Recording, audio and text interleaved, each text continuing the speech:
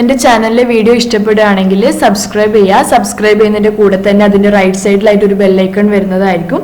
ആ ബെല്ലൈക്കണും കൂടി പ്രസ് ചെയ്യുകയാണെന്നുണ്ടെങ്കിൽ ഞാൻ പുതിയ വീഡിയോസ് അപ്ലോഡ് ചെയ്യുമ്പോൾ നിങ്ങൾക്ക് നോട്ടിഫിക്കേഷൻ കിട്ടും. അപ്പോൾ സബ്സ്ക്രൈബ് ചെയ്യാനും അതേപോലെ തന്നെ ബെല്ലൈക്കൺ പ്രസ് ചെയ്യാനും മറക്കരുത് കേട്ടോ.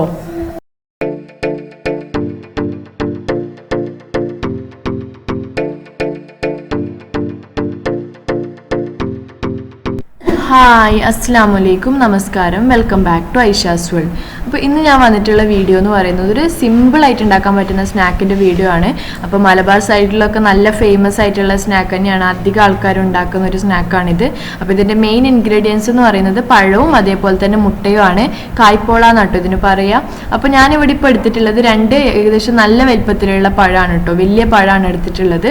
അപ്പോൾ അതുകൊണ്ട് തന്നെ ഞാൻ ഇവിടെ ഉപയോഗിക്കാൻ പോകുന്നത് 4 മുട്ടയാണ്. അപ്പോൾ നിങ്ങൾ ചെറിയ 2 പഴമാണ് എടുക്കുന്നതെന്നുണ്ടെങ്കിൽ 3 മുട്ട എടുത്താൽ മതി. അതേപോലെ തന്നെ മുട്ടൻ്റെ സൈസിനനുസരിച്ചിട്ട് ഇപ്പോൾ വലിയ മുട്ടയാണെങ്കിൽ ചിലപ്പോൾ നമുക്ക് 3 മതിയാവും. അപ്പോൾ അങ്ങനെ ഒരു ഡിഫറൻസ് വരും. അത് നിങ്ങൾക്കൊന്ന് ജസ്റ്റ് മനസ്സിലാവും. ആ പഴം നല്ല ഒന്ന് മുട്ടൻ്റെ ആ ഒരു മിക്സർ നമ്മൾ ഉണ്ടാക്കി ഇടുമ്പോൾ ഒന്ന് ഫില്ലായി കിടക്കണം. അതാണ് മെയിൻ ക്രൈറ്റീരിയ എന്ന് പറയുന്നത്. ക്രൈറ്റീരിയ എന്നല്ല, അപ്പോഴാണ് നമുക്ക് കറക്റ്റ് ആ ഒരു ടേസ്റ്റിൽ കിട്ടുക. അപ്പോൾ ഞാനിവിടെ വലിയ 2 പഴയതുകൊണ്ട് 4 മുട്ട എടുക്കുന്നുണ്ട്. ചെറുതാണെങ്കിൽ 3 എടുത്താൽ മതിയാവും. അപ്പോൾ ഇതിന് എങ്ങനെയാണ് കട്ട് ചെയ്യുന്നതെന്നുള്ള കാണിച്ചു തരാം, എല്ലാവർക്കും അറിയുന്നതായിരിക്കും. അപ്പോൾ ഇതേപോലെ നമ്മൾ തൊലി കളഞ്ഞ ശേഷം ഞാൻ ചെയ്യുന്നത് 4 ആദ്യം നീളത്തിൽ അരിഞ്ഞ ശേഷം പിന്നെ ചെറിയ കഷ്ണങ്ങളാക്കി അരിഞ്ഞെടുക്കുകയാണ് ചെയ്യുന്നത്. കാണിച്ചു തരാം, കണ്ടില്ല. അപ്പോൾ ഇതേപോലെ ആദ്യം 2 കട്ട് ചെയ്യുക, പിന്നെയും 2 കട്ട് ചെയ്യുക നീളത്തിൽ തന്നെ. അപ്പോൾ 4 പീസായിട്ട് കിട്ടും. എന്നിട്ട് ചെറിയ ചെറിയ പീസാക്കിയിട്ട് കട്ട് ചെയ്തെടുക്കുകയാണ് ചെയ്യുന്നത്.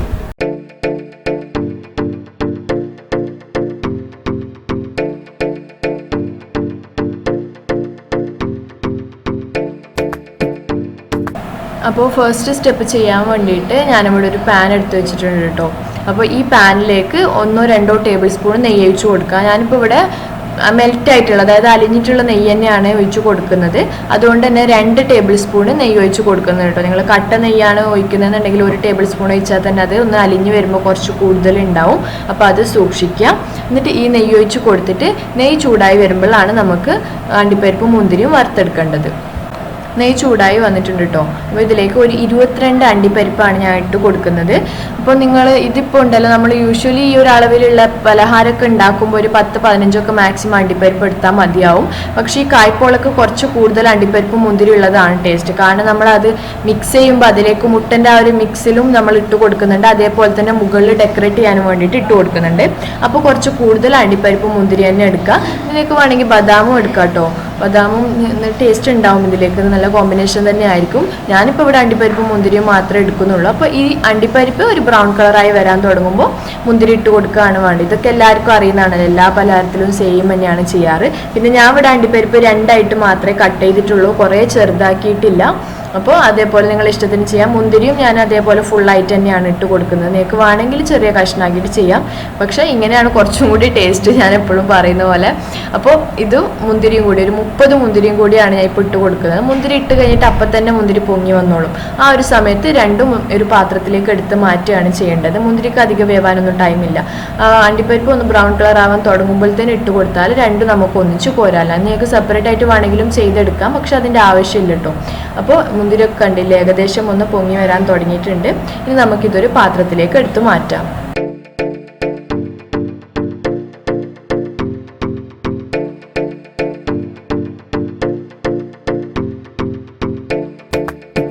നെക്സ്റ്റ് ഞാൻ ഈ സെയിം നെയ്യിലേക്ക് തന്നെയാണ് നമ്മളെ പഴം ഇട്ട് കൊടുക്കുന്നത്. നമ്മൾ കട്ട് ചെയ്ത് വെച്ചിട്ടുണ്ടായിരുന്ന 2 പഴം ഉണ്ടല്ലോ, അത് ഈ നെയ്യിലേക്ക് ഇട്ടിട്ട് നമുക്കൊന്ന് വാട്ടിയെടുക്കണം. അപ്പോൾ ഇതിപ്പോൾ നെയ്യ് കുറവാന്ന് തോന്നുന്നുണ്ടെങ്കിൽ 1 ടേബിൾ സ്പൂൺ നെയ്യും കൂടി നിങ്ങൾക്ക് ഒഴിച്ച് കൊടുക്കാം, വേണമെന്നുണ്ടെങ്കിൽ ഇട്ട്, നിർബന്ധമൊന്നുമില്ല. അപ്പോൾ ഇതേപോലെ ഒന്ന് നല്ലോണം വാട്ടിയെടുക്കണം. ഒരുപാട് കുഴഞ്ഞു പോകരുത് നമ്മൾ വാട്ടിയെടുക്കുമ്പോൾ പഴം. ഞാനിപ്പോൾ ഇവിടെ ജസ്റ്റ് 1 ടേബിൾ സ്പൂണും കൂടി നെയ്യ് ഒഴിച്ച് കൊടുക്കുന്നുണ്ട് കേട്ടോ. നെയ്യ് എന്ന് പറയുമ്പോൾ അത് കുറേ ഇട്ടിട്ടുണ്ടെങ്കിൽ നല്ല ടേസ്റ്റാണ്, പക്ഷെ നിങ്ങൾക്ക് കുറവ് നെയ്യിൽ വേണമെങ്കിൽ ചെയ്തെടുക്കാം, അതൊന്നും വലിയ പ്രശ്നമുള്ള കാര്യമല്ല. അപ്പോൾ ഞാനിപ്പോൾ അത് 1 ടേബിൾ സ്പൂണും കൂടി ഒഴിച്ച് കൊടുത്തിട്ടുണ്ട്.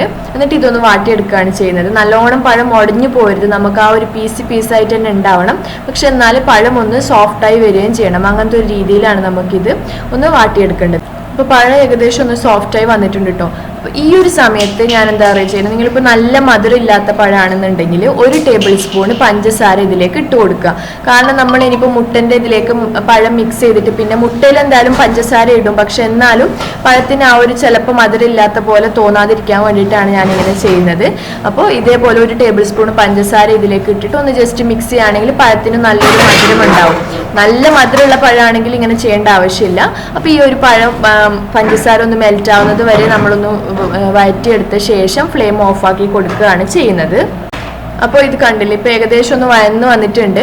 ആ ഒരു പീസ് അതേപോലെ കിടക്കുന്നുണ്ട്, പക്ഷെ നല്ലൊരു പഴം സോഫ്റ്റായി വരികയും ചെയ്തിട്ടുണ്ട്. അപ്പോൾ ഈ ഒരു സമയത്ത് ഞാൻ ഫ്ലെയിം ഓഫ് ചെയ്ത് കൊടുക്കുകയാണ്. അപ്പോൾ അത് കഴിഞ്ഞിട്ട് നമുക്ക് നെക്സ്റ്റ് പരിപാടി എന്താണെന്നുള്ളത് നോക്കാം.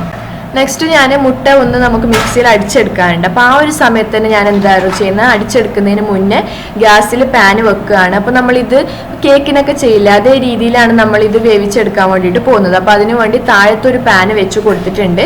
ഇനിയിപ്പോൾ നിങ്ങളടുത്ത് തുറന്ന പാൻ ഉണ്ടെങ്കിൽ അത് വെക്കുക, അല്ലെങ്കിൽ ഇതേപോലത്തെ ഒരു പാൻ വെച്ചാൽ മതി. ഞാനിപ്പോൾ പുതിയ പാൻ തന്നെയാണ് ഇത് വെക്കുന്നത്, കാരണം എനിക്കൊന്ന് ജസ്റ്റ് മറിച്ചിട്ട് കൊടുക്കാൻ വേണ്ടിയിട്ട്. അല്ലെങ്കിൽ കേക്ക് ഉണ്ടാക്കുമ്പോൾ അടിയിൽ ഞാൻ യൂസ് ചെയ്യാത്ത പഴയ ഏതെങ്കിലും പാനാണ് വെക്കാറ്. അപ്പോൾ ഇതേപോലെ ഒരു പാൻ വെച്ചിട്ട് അതിൻ്റെ മുകളിൽ വേറൊരു നല്ല കുഴിഞ്ഞിട്ടുള്ള ഒരു പാൻ വെക്കുകയാണ് ചെയ്യേണ്ടത്. ഞാനിപ്പോൾ ഇവിടെ ഒരു നോൺ സ്റ്റിക്കിൻ്റെ പാനാണ് എടുത്തിട്ടുള്ളത്. അപ്പോൾ അതിൻ്റെ മുകളിൽ വെച്ച് കൊടുക്കുക. എന്നിട്ട് ഇത് മൂടി വെച്ചിട്ട് ഒന്ന് ചൂടാവാൻ വേണ്ടി വെക്കണം. ഒരു മീഡിയം ഫ്ലെയിമിൽ വെച്ചിട്ട് ചൂടാവാൻ വേണ്ടി വെക്കുക.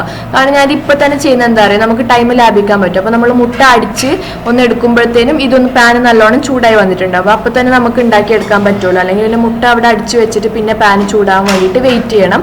അപ്പോൾ ഇത് ചില ബിഗിനേഴ്സ് ആയ ആൾക്കാർക്കൊക്കെ വേണ്ടിയിട്ടുള്ള ഒരു ടിപ്പ് എന്നുള്ള രീതിയിലാണ് കേട്ടോ ചെയ്യുന്നത്.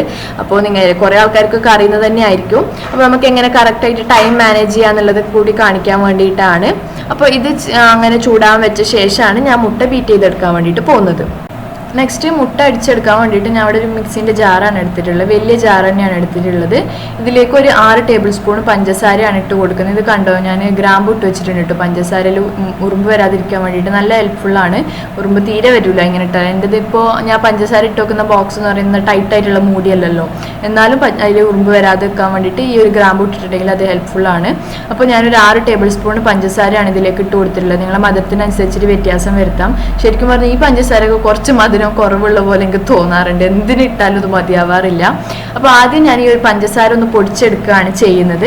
അത് കഴിഞ്ഞിട്ടാണ് മുട്ടവും കൂടി ഒഴിച്ചിട്ട് ഒന്ന് ബീറ്റ് ചെയ്തെടുക്കാൻ വേണ്ടി ഇതിലൊന്ന് അടിച്ചെടുക്കാൻ വേണ്ടിയിട്ട് പോകുന്നത്. അപ്പോൾ നിങ്ങൾക്ക് അല്ലാന്നുണ്ടെങ്കിൽ പൊടിച്ച പഞ്ചസാര തന്നെ വേണമെങ്കിലും യൂസ് ചെയ്യാം. ഇപ്പോൾ പഞ്ചസാര പൊടിച്ചെടുത്തതിന് കേട്ടോ. അല്ലെങ്കിൽ നമ്മൾ പഞ്ചസാര തന്നെ ഇട്ടിട്ട് മുട്ട മിക്സ് ചെയ്യുമ്പോൾ എനിക്ക് മിക്സായി കിട്ടാനോ ഒന്ന് കുറച്ച് പണിയുള്ള പോലെ തോന്നാറുണ്ട്. അതുകൊണ്ടാണ് ഞാൻ ആദ്യം ഒന്ന് പഞ്ചസാര ജസ്റ്റ് ഒന്ന് ഇതിൽ തന്നെ പൊടിച്ചെടുത്തത്. ഇനി ഇതിലേക്ക് നമുക്ക് മുട്ട പൊട്ടിച്ചൊഴിക്കുകയാണ് വേണ്ടത്. ഞാനിപ്പോൾ ഇവിടെ 4 മുട്ടയാണ് എടുക്കുന്നത്, ചെറിയ മുട്ടയാണ് കേട്ടോ. ഞാൻ പറഞ്ഞ പോലെ തന്നെ മുട്ടൻ്റെ അളവും പഴത്തിൻ്റെ അളവും ആ ഒരു വലുപ്പത്തിനനുസരിച്ചിട്ട് വ്യത്യാസം വരും. അപ്പോൾ ഇത് 4 മുട്ടയും കൂടി ഇതിലേക്ക് പൊട്ടിച്ചൊഴിക്കുക.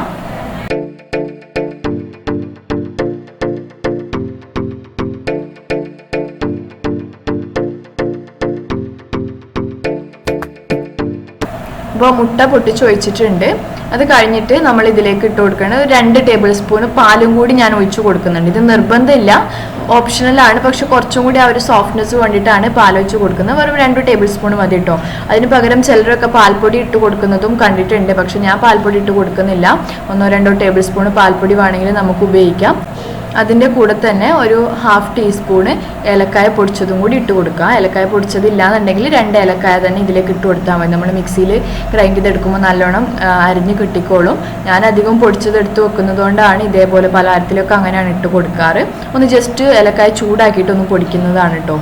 ചിലരൊക്കെ പറയുന്നത് കേട്ടിട്ടുണ്ട് ഏലക്കായ നമുക്ക് മിക്സിയിൽ ഗ്രൈൻഡ് ചെയ്യുമ്പോൾ നല്ലോണം പൊടിഞ്ഞ് കിട്ടുന്നില്ല എന്നുള്ളത്. അപ്പോൾ അതിന് പകരം കുറേ ആൾക്കാരൊക്കെ ഉണ്ടല്ലോ പഞ്ചസാരയും കൂടി ഇട്ടിട്ട് പൊടിച്ചെടുക്കാറുണ്ട്. അപ്പോൾ നല്ലോണം പൊടിഞ്ഞ് കിട്ടുമെന്ന് കേട്ടിട്ടുണ്ട്. പക്ഷേ എൻ്റെത് ഇതേപോലെ തന്നെ എനിക്ക് നല്ലോണം ഏലക്കായ മാത്രമായിട്ട് പൊടിഞ്ഞ് കിട്ടാറുണ്ട്. അപ്പോൾ നിങ്ങൾക്ക് അങ്ങനെ കിട്ടുന്നില്ല എന്നുണ്ടെങ്കിൽ കുറച്ച് പഞ്ചസാരയും കൂടി ഇട്ടിട്ട് ഗ്രൈൻഡ് ചെയ്തിട്ട് ഒന്ന് ടെസ്റ്റ് ചെയ്ത് നോക്കുക കിട്ടുന്നുണ്ടോ എന്നുള്ളത്. അപ്പോൾ നമുക്കിതൊന്ന് നല്ലോണം അടിച്ചെടുത്തിട്ട് വരാം. അപ്പോൾ ഞാൻ മുട്ട നല്ലോണം അടിച്ചെടുത്തിട്ടുണ്ട്. നല്ലോണം മിക്സായി കിട്ടണം. മുട്ടേൻ്റെ മഞ്ഞയും വെള്ളയും ഒക്കെ കണ്ടില്ല, നല്ല അടിപൊളിയായിട്ട് തന്നെ നമുക്ക് മിക്സായി കിട്ടിയിട്ടുണ്ട്. അപ്പോൾ ഇനി ഇതിലേക്ക് നമ്മൾ ഇട്ട് കൊടുക്കുന്നത് ഇതാണ്, നമ്മൾ അണ്ടിപ്പരിപ്പ് മുന്തിരി വറുത്ത് വെച്ചിരുന്നല്ലോ, അതിൻ്റെ പകുതിയാണ് ഞാൻ ഇട്ട് കൊടുക്കുന്നത്. ഫുള്ളായിട്ട് ഇട്ട് കൊടുക്കുന്നില്ല കേട്ടോ, പകുതി ഇട്ട് കൊടുക്കുക. ബാക്കി പകുതി നമുക്ക് ഡെക്കറേഷന് വേണ്ടിയിട്ട് ലാസ്റ്റ് ഗാർണിഷ് ചെയ്യാൻ വേണ്ടിയിട്ട് ഉപയോഗിക്കാം. അതിൻ്റെ കൂടെ തന്നെ നമ്മൾ വാട്ടി വെച്ചിട്ടുള്ള പഴവും കൂടി ഇതിലേക്ക് ഇട്ട് കൊടുക്കണം. അപ്പോൾ ഞാനിപ്പോൾ ഈ മിക്സിൻ്റെ ജാറിലേക്ക് ഇട്ടിട്ട് തന്നെയാണ് മിക്സ് ചെയ്യാൻ പോകുന്നത്. വേറൊരു പാത്രത്തിൽ മുട്ടൻ്റെ ആ ഒരു മിക്സ് ഒഴിച്ച് വെച്ചിട്ട് അത് കഴിഞ്ഞിട്ട് മിക്സ് ചെയ്തെടുത്താലും മതി. പക്ഷെ അപ്പോൾ എന്താ പറയുക, ഈ പാത്രത്തിലും കുറച്ച് മുട്ടൻ്റെ ആ ഒരു മിക്സറൊക്കെ വേസ്റ്റ് ആവും. ആ പാത്രത്തിൽ നിന്ന് പിന്നെ നമ്മൾ അങ്ങനെ 2 പാത്രമാക്കി ചെയ്യേണ്ട ആവശ്യമില്ലല്ലോ. അപ്പോൾ അതുകൊണ്ട് ഞാൻ ഈ മിക്സിൻ്റെ ജാറിലേക്ക് തന്നെ പഴം ഇട്ടിട്ട് ഒന്ന് ജസ്റ്റ് മിക്സ് ചെയ്തെടുക്കുകയാണ് ചെയ്യുന്നത്. അപ്പോൾ പാൻ ഏകദേശം ഇപ്പോൾ ചൂടായി വന്നിട്ടുണ്ടാവും നമ്മൾ അരച്ചെടുത്തപ്പോഴത്തേക്കും. അതിലേക്ക് കണ്ടില്ല, നല്ലൊരു മീഡിയം ചൂടിലാണ് ഇപ്പോൾ ഉള്ളത്. അത് കഴിഞ്ഞിട്ട് ഇതിലേക്ക് കുറച്ചൊരു നെയ്യാക്കി കൊടുക്കുന്നുണ്ട്. നിങ്ങൾക്ക് ഇതിന് പകരം ഓയിൽ വേണമെങ്കിലും ഉപയോഗിക്കാം. ഒന്ന് ജസ്റ്റ് അതൊന്ന് സ്പ്രെഡ് ചെയ്ത് കൊടുക്കാൻ കേട്ടോ. അപ്പോൾ കുറച്ച് നെയ്യാക്കി കൊടുത്ത ശേഷം അത് എല്ലാ ഭാഗത്തും നമ്മളൊന്ന് സ്പ്രെഡ് ചെയ്ത് കൊടുക്കുക. അത് കഴിഞ്ഞിട്ട് ഞാൻ എന്ത് ചെയ്തെന്ന് അറിയോ, ഇതിലേക്ക് മാവ് ഒഴിച്ച് കൊടുത്തിട്ടുണ്ട്. അപ്പോഴത്തേനും എൻ്റെ മെമ്മറി ഫുള്ളായിപ്പോയി, അതുകൊണ്ട് എനിക്ക് മാവ് ഒഴിക്കുന്നത് കിട്ടിയില്ല, സോറി. അപ്പോൾ ഇതിലേക്ക് ഞാൻ ആ മാവ് നമ്മൾ മുട്ടൻ്റെ ആ ഒരു മിക്സിയിൽ നിന്ന് ഡയറക്റ്റായിട്ട് ഇതിലേക്ക് ഒഴിച്ച് കൊടുത്താൽ മതി. എന്നിട്ട് ആദ്യം ഒരു 2 മിനിറ്റിൽ മീഡിയം ഫ്ലെയിമിൽ വെച്ചിട്ട് നമുക്ക് വേവിച്ചെടുക്കണം. കാരണം ഇത് മൊത്തത്തിലൊന്ന് വേവാൻ വേണ്ടിയിട്ടാണ്, കേക്കിൻ്റെ കാര്യത്തിൽ പറയുന്ന പോലെ തന്നെ. അപ്പോൾ അങ്ങനെ ഒന്ന് വേവിച്ചെടുത്ത ശേഷം പിന്നെ ലോ ഫ്ലെയിമിലാക്കിയിട്ട് 25 മിനിറ്റ് മുതൽ 30 മിനിറ്റ് വരെയാണ് നമുക്ക് എടുക്കുക. ഇപ്പം നിങ്ങൾ പരന്ന പാത്രമാണ് ഇത് ഉപയോഗിക്കുന്നതെന്നുണ്ടെങ്കിൽ ഒരു 25 മിനിറ്റ് കൊണ്ട് തന്നെ ആയി കിട്ടും. പക്ഷെ കുറച്ചൊരു ഹൈറ്റിലുള്ള ചെറിയ പാത്രമാണെങ്കിൽ ഒഴിച്ച് വരുമ്പോൾ കുറച്ച് ഹൈറ്റ് ഉണ്ടാവുമല്ലോ. അങ്ങനെ ആവുന്ന സമയത്ത് ചിലപ്പോൾ ഒരു 30 മിനിറ്റ് വേണ്ടി വരും. ഒരു 20 മിനിറ്റ് കഴിയുമ്പോഴത്തേക്കും നമ്മളൊന്ന് നോക്കിയാൽ മതി. ഇപ്പോൾ 2 മിനിറ്റ് കഴിഞ്ഞിട്ട് ഞാൻ ലോ ഫ്ലെയിമിലാക്കി കൊടുത്തിട്ടുണ്ടായിരുന്നു. അത് കഴിഞ്ഞിട്ട് ഒരു 5 മിനിറ്റ് കഴിഞ്ഞപ്പോൾ ഉണ്ടല്ലോ, ഇതിലേക്ക് നമ്മൾ അണ്ടിപ്പരിപ്പ് മുന്തിരിയും ബാക്കി പകുതി എടുത്ത് വെച്ചിരുന്നല്ലോ, അത് ഇതിൻ്റെ മുകളിലേക്ക് ഇട്ട് കൊടുക്കുക. അപ്പോൾ നമ്മൾ കാണാനും നല്ല ഭംഗിയുണ്ടാവും, ടേസ്റ്റും കൂടിയാണ്. അതാണ് ഞാൻ പറഞ്ഞത്, കുറച്ച് അധികം അണ്ടിപ്പരിപ്പ് മുന്തിരി എടുക്കണം, എന്നാൽ മാത്രമേ ഇതിന് നമുക്ക് ഒന്ന് ഡെക്കറേഷനും മിക്സ് ചെയ്യാനും ഉണ്ടാവുള്ളൂ എന്നുള്ളത്. അപ്പോൾ ഇനി ഇതേപോലെ വെച്ചിട്ട് ഏകദേശം ഇപ്പോൾ ഒരു 5 മിനിറ്റ് ആയിട്ടുണ്ട്. ബാക്കി 20 മിനിറ്റും കൂടി ഞാനൊന്ന് വേവിച്ചെടുക്കുകയാണ് ചെയ്യുന്നത്. അപ്പോൾ ഇപ്പോൾ ഏകദേശം 25 മിനിറ്റ് ആയിട്ടുണ്ട്. നമുക്ക് നോക്കിയാൽ മനസ്സിലാവും നമ്മൾ അപ്പം നല്ലോണം വെന്ത് വന്നിട്ടുണ്ട്. അപ്പോൾ ഒന്ന് സൈഡൊക്കെ കറക്റ്റായിട്ട് ഇളകി വന്നിട്ടുണ്ടാവും, നമ്മൾ കഷ്ടപ്പെട്ട് ഇളക്കേണ്ട ആവശ്യമൊന്നും വരില്ല. അപ്പോൾ ഇത് ഏകദേശം റെഡി ആയിട്ടുണ്ട്. ഇനി ഇതൊന്ന് തിരിച്ച് നമ്മൾ മറ്റേ പാനിൽ തിരിച്ചിടണം. കാരണം ഇതിൻ്റെ മുകൾ ഭാഗം മാത്രം ഒന്ന് ചെറിയൊരു പച്ചച്ചൊവ ഉണ്ടാവും നമ്മൾ അങ്ങനെ ചെയ്തില്ല എന്നുണ്ടെങ്കിൽ. അപ്പോൾ അതിന് വേണ്ടിയിട്ട് മാത്രം ഞാൻ ഇതൊന്ന് തിരിച്ചിട്ടിട്ട് ഒന്നൊരു മാക്സിമം 1-2 മിനിറ്റ് ചെയ്താൽ മതി കേട്ടോ. കാരണം എന്താണെന്ന് പറയുക, നമ്മൾ കൂടുതൽ ടൈം വെച്ചിട്ടുണ്ടെന്നുണ്ടെങ്കിൽ ഒന്നാമത് അടിയിൽ വേറെ പാത്രം വെക്കുന്നില്ല, നമ്മൾ മറ്റേ പാത്രത്തിലേക്കാണല്ലോ ഇത് തിരിച്ചിട്ട് കൊടുക്കുന്നത്. അതേപോലെ തന്നെ മുകളിൽ കുറേ അണ്ടിപ്പരിപ്പ് മുന്തിരിയൊക്കെ ഉണ്ട്. അപ്പോൾ നമ്മൾ കൂടുതൽ ടൈം വെച്ചിട്ടുണ്ടെന്നുണ്ടെങ്കിൽ അത് പെട്ടെന്ന് കരിഞ്ഞു പോകാനുള്ള ചാൻസ് ഉണ്ട്.